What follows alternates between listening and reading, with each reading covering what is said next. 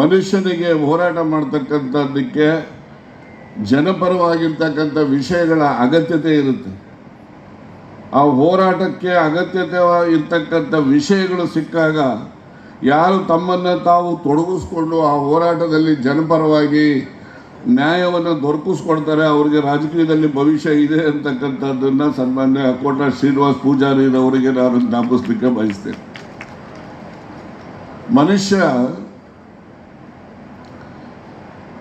ಪ್ರತಿಯೊಂದು ಸಂದರ್ಭದಲ್ಲೂ ಶೋಷಣೆಗೂ ಕೂಡ ಒಳಗಾಗ್ತಾನೆ, ಮತ್ತು ಸರ್ಕಾರದಲ್ಲಿ ನಿರ್ಧಾರಗಳನ್ನು ಮಾಡ್ತಕ್ಕಂಥ ತಪ್ಪು ತೀರ್ಮಾನಗಳಿಗೂ ಕೂಡ ಅವನು ಬಲಿ ಆಗ್ತಾನೆ ಅಂತಕ್ಕಂಥದ್ದನ್ನು ಏನು ಮೂರ್ತೆದಾರರ ಹಿಂದೆ ಈ ಸೇಂದಿಯನ್ನು ಇಳಿಸ್ತಕ್ಕಂಥ ಕಸುಬನ್ನು ಕಿತ್ಕೊಳ್ತಕ್ಕಂಥ ಪ್ರಯತ್ನ ಆಗುತ್ತಲ್ಲ, ಆ ಪ್ರಯತ್ನದ ವಿರುದ್ಧ ಹೋರಾಟ ಮಾಡಿದ ಹಿನ್ನೆಲೆಯಲ್ಲಿ ಅವರಿಗೆ ನ್ಯಾಯವನ್ನು ದೊರಕಿಸ್ಕೊಡ್ತಕ್ಕಂಥ ಜೊತೆಯಲ್ಲಿ ರಾಜಕೀಯದ ನೆಲೆನೂ ಕೂಡ ಮುಖಂಡಗಳಿಗೆ ದೊರಕುತ್ತೆ ಅಂತಕ್ಕಂಥದ್ದಕ್ಕೆ ಬಹಳಷ್ಟು ಉದಾಹರಣೆಗಳನ್ನು ಹೇಳ್ಬೋದು.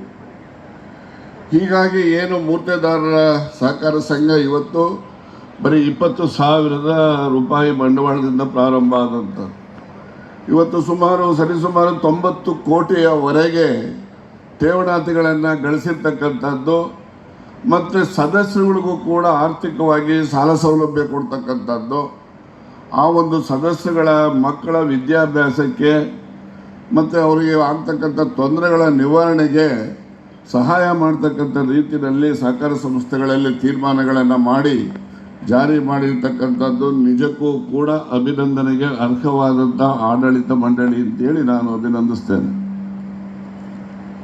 ಸನ್ಮಾನ್ಯರೇ, ಜಯಪ್ರಕಾಶ್ ಹೆಗಡೆ ಅವರು ಪ್ರಸ್ತಾಪ ಮಾಡಿದ್ರು, ಮೂರ್ತೆದಾರರ ಸಮುದಾಯದ ಕುಲ ಕಸುಬು ಏನೇ ಇರ್ಬೋದು, ಆದರೆ ನಮ್ಮ ಮಕ್ಕಳನ್ನು ಅದೇ ಕುಲ ಕಸುಬಿನಲ್ಲಿ ತೊಡಗಿಸೋದನ್ನು ಬಿಟ್ಟು ನಾವು ಆ ಮಕ್ಕಳಿಗೆ ಒಂದು ಉತ್ತಮ ಗುಣಮಟ್ಟದ ವಿದ್ಯಾವಂತನಾಗಿ ಮಾಡ್ತಕ್ಕಂಥದ್ದು ಆಗಬೇಕು. ಇವತ್ತು ಸ್ಪರ್ಧಾತ್ಮಕವಾದಂತಹ ಈ ಜಗತ್ತಿನಲ್ಲಿ ವಿದ್ಯೆಗೆ ಮಾತ್ರ ನಮ್ಮ ಅನಿಸಿಕೆಗೆ ತಕ್ಕಂತೆ ನಾವು ಸ್ಥಾನಮಾನಗಳನ್ನು ಗಳಿಸಲಿಕ್ಕೆ ಸಾಧ್ಯ ಇದೆ. ಹಾಗಾಗಿ ನಾವು ನಮ್ಮ ಮಕ್ಕಳನ್ನು ಹೆಚ್ಚು ವಿದ್ಯಾವಂತನಾಗಿ ಮಾಡುವ ಕಡೆ ನಮ್ಮ ಗಮನ ಕೇಂದ್ರೀಕೃತ ಆಗಬೇಕು.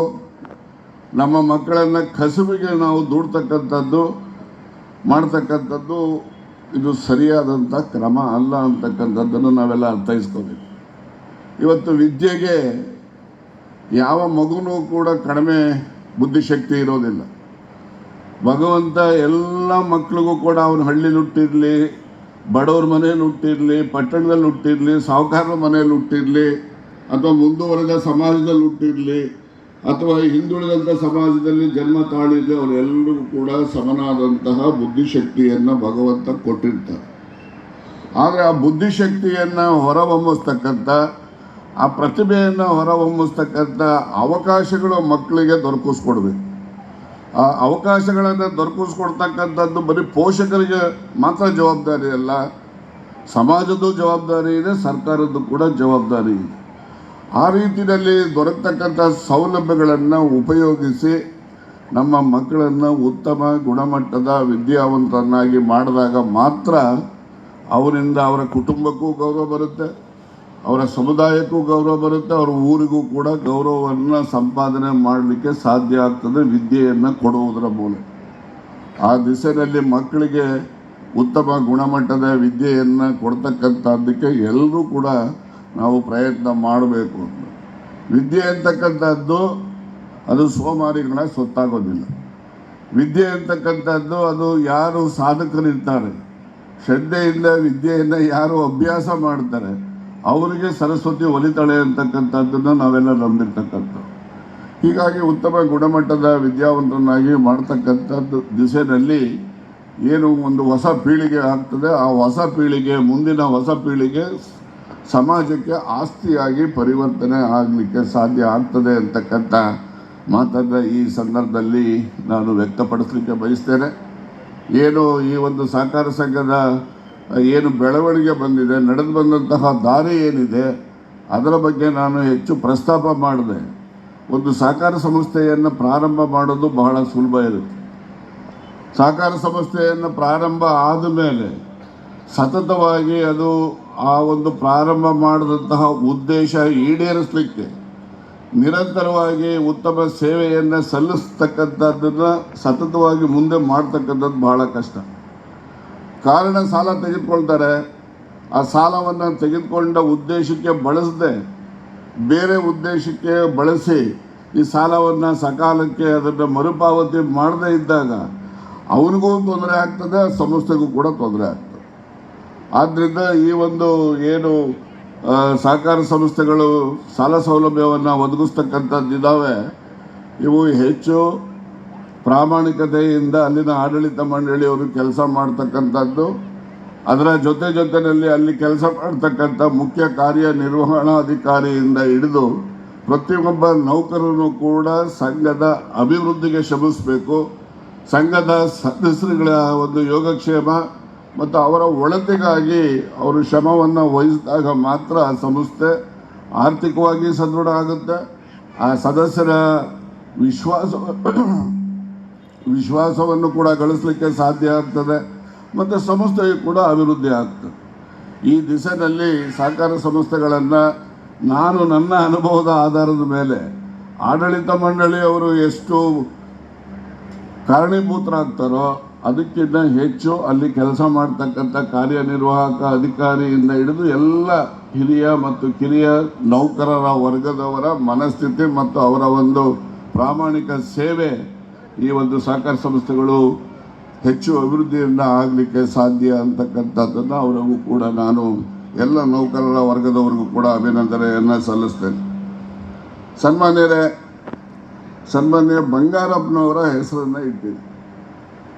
ಆ ದಿವಸ ವೀರೇಂದ್ರ ಪಾಟೀಲರು ಮುಖ್ಯಮಂತ್ರಿ ಆದಾಗ ಈ ಒಂದು ಸೇಂದಿಯ ಏನು ಮೂರ್ತೆದಾರರಿಗೆ ಆಗಿದ್ದಂತಹ ಅನಾನುಕೂಲಗಳಾಗಿತ್ತು, ಅದನ್ನು ಬಂಗಾರಪ್ಪನವರು ಮುಖ್ಯಮಂತ್ರಿ ಆಗಿದ ದಿಸೆಯಿಂದನೇ ಅದನ್ನು ತಪ್ಪಿಸ್ಲಿಕ್ಕೆ ಸಾಧ್ಯ ಆಯಿತು.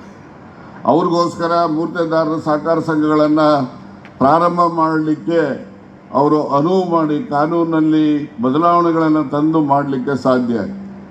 ಯಾವತ್ತೂ ಕೂಡ ತಳ ಸಮುದಾಯಗಳು ಆರ್ಥಿಕವಾಗಿ ಸದೃಢ ಆಗಬೇಕಾದ ಅವರಿಗೆ ನಾವು ಸದೃಢತೆಯನ್ನು ಗಳಿಸಲಿಕ್ಕೆ ಬೇಕಿರ್ತಕ್ಕಂಥ ಸೌಲಭ್ಯಗಳನ್ನು ಅವಕಾಶಗಳನ್ನು ನಾವು ಮಾಡಿಕೊಡ್ಬೇಕು. ಆ ದಿಸೆಯಲ್ಲಿ ಬಂಗಾರಪ್ಪನವರು ಆ ದಿವಸ ಮೂರ್ತೆದಾರರ ಸಹಕಾರ ಸಂಘಗಳನ್ನು ಮಾಡಲಿಕ್ಕೆ ಅವರು ಕಾನೂನಲ್ಲಿ ಬದಲಾವಣೆಗಳನ್ನು ತಂದ ಹಿನ್ನೆಲೆಯಲ್ಲಿ ಇವತ್ತು ಈ ಮೂರ್ತೆದಾರ ಸಹಕಾರ ಸಂಘಗಳು ಪ್ರಾರಂಭ ಆಗಿರ್ತಕ್ಕಂಥದ್ದು. ಅದರಲ್ಲಿ ಕೋಟಾದಲ್ಲಿ ಈ ಒಂದು ಸಂಘ ಬಹಳ ಉತ್ತಮವಾಗಿ ಸೇವೆಯನ್ನು ಸಲ್ಲಿಸಿರ್ತಕ್ಕಂಥದ್ದು.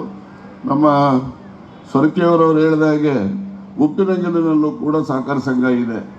ಆದರೆ ಬಹಳಷ್ಟು ಸಹಕಾರ ಸಂಘಗಳು ಹೆಚ್ಚಿನ ಆರ್ಥಿಕ ಶಕ್ತಿಯನ್ನು ಬೆಳೆಸ್ಕೋಬೇಕು. ಅಲ್ಲಿನ ಸದಸ್ಯರುಗಳಿಗೂ ಕೂಡ ಅವರ ಒಂದು ಆರ್ಥಿಕತೆಯನ್ನು ಹೆಚ್ಚಿಸಲಿಕ್ಕೆ ಪೂರಕವಾದಂತಹ ಅನುಕೂಲಗಳನ್ನು ಮಾಡಬೇಕು. ಆಗ ಮಾತ್ರ ಏನು ಈ ತಳ ಸಮುದಾಯದ ಜನರೇನಿರ್ತಾರೆ ಅವರು ಸಮಾಜದಲ್ಲಿ ಸ್ವಾಭಿಮಾನದ ಬದುಕನ್ನು ಕಾಣಲಿಕ್ಕೆ ಸಾಧ್ಯ ಆಗ್ತದೆ. ವಿದ್ಯೆ ಅಂತಕ್ಕಂಥದ್ದು ಅದು ಅಡಿಪಾಯ.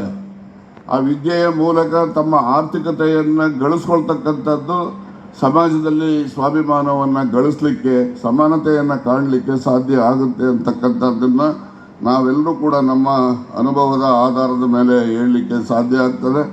ಇವತ್ತು ಯಾರು ಅನುಕೂಲಗಳನ್ನು ಮಾಡಿದ್ದಾರೆ, ನಿಮ್ಮ ಬೇಡಿಕೆಯನ್ನು ಈಡೇರಿಸ್ತಕ್ಕಂಥ ಹೋರಾಟಗಳನ್ನು ಮಾಡಿದ್ದಾರೆ, ಆ ದಿವಸ ಆ ಹೋರಾಟಗಾರರಿಗೂ ಕೂಡ ಹೋರಾಟಗಾರರನ್ನು ಕೂಡ ಇವತ್ತು ಸ್ಮರಿಸಿ ವೇದಿಕೆಯಲ್ಲಿ ಅವರೆಲ್ಲರೂ ಕೂಡ ಬರಮಾಡಿಕೊಂಡು ಗೌರವವನ್ನು ಸಲ್ಲಿಸ್ತಕ್ಕಂಥದ್ದು.